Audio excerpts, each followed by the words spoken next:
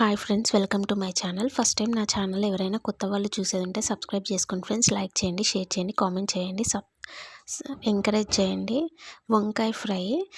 First వంకాయలని ఇలా cut చేసి సాల్ట్ వాటర్లో వేసుకోవాలి.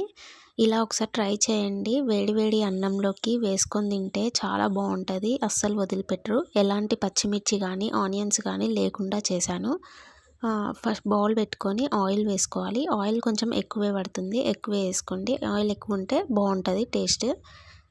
ఒక హాఫ్ స్పూన్ వరకు జీలకర్ర వేసుకోవాలి. హాఫ్ స్పూన్ మినప్పప్పు వేసుకోండి. శనగపప్పు కూడా వేసుకోవచ్చు, కానీ నేను వేయలేదు. వెల్లుల్లి కూడా దంచి వేసుకోండి. ఎండుమిర్చి ఒక 2-3 వేసుకోండి. కరివేపాకు ఉంటే కరివేపాకు వేసుకోండి. నెక్స్ట్ కట్ చేసి పెట్టుకున్న వంకాయలు కూడా అందులో వేసేసుకోండి.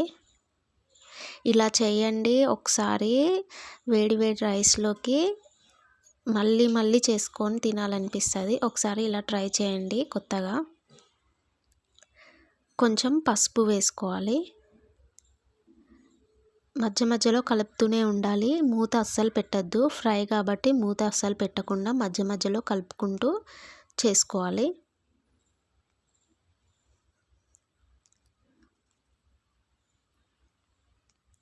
నెక్స్ట్ మన రుచికి సరిపడా సాల్ట్ కూడా వేసుకోవాలి.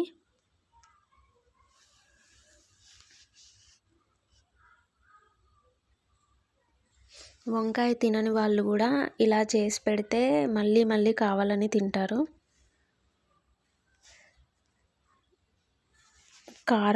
కారం కొంచెం ఎక్కువే వేసుకోవాలి, ఎందుకంటే మనం పచ్చిమిర్చి ఏం వాడలే కాబట్టి కారం కొంచెం ఎక్కువే వేసుకోవాలి. మనం తీసుకున్న వంకాయలకి సరిపడా కారం వేసుకోవాలి. 1 స్పూన్ ధనియాల పొడి వేసుకోవాలి.